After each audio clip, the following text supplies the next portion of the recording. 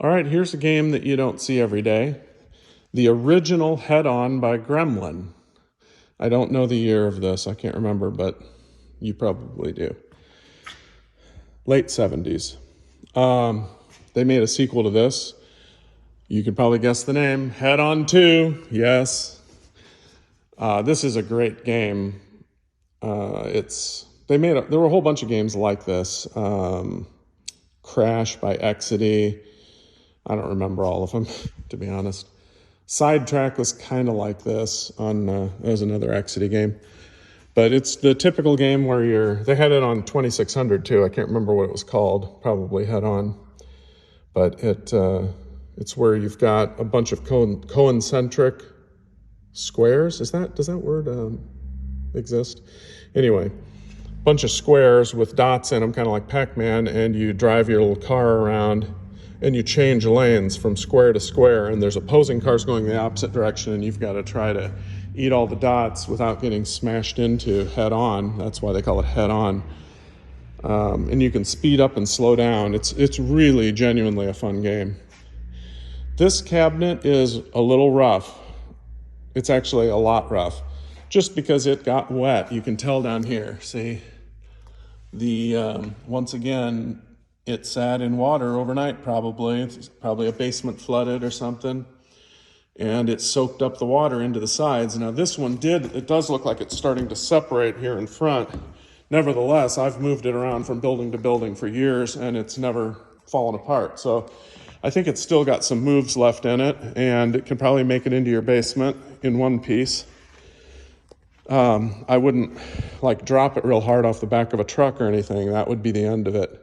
But as long as you're gentle with it, it should be okay. It's got the original back doors. It's complete.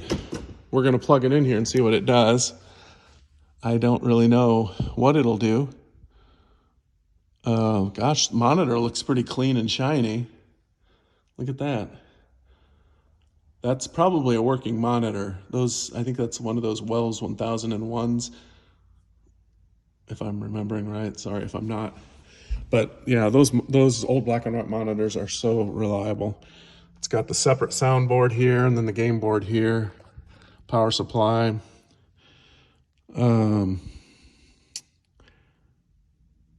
Yeah, I'm just noticing looking at this.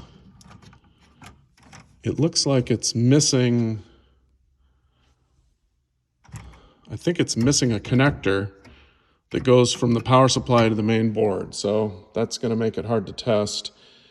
We could still try plugging it in and see. Nah, I mean, without that connector, there's no hope. So I guess I won't plug it in. You're getting it like you see it. That's just a standard Molex. So that cable, you can make that cable just out of two other cables. Splice them together. Gosh, I wish I could try this.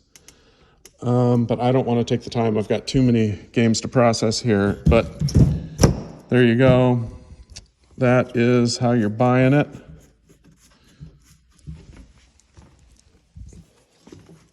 Let me see, is there anything else to say about this? Let's look at the front closer. The bezel looks really good. I don't see any scratches of any significant depth.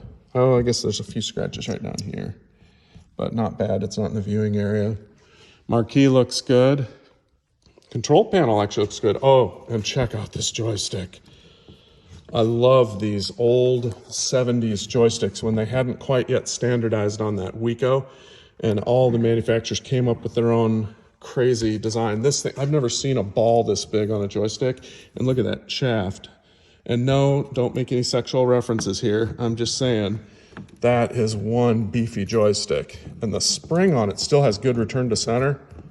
Man, I mean, that would even, this would wear out your hand if you played this game for 10 or 15 minutes. That's a significant amount of effort to, if you're having to make fast moves all the time. Standard leaf switch button. What else is there to say? Coin door's actually in really good shape. It hasn't been broken into. Coin mechs are there. Coin box. Yeah, that's not bad. That's a good joystick. That's a good coin box. Coin door. All right, that's it.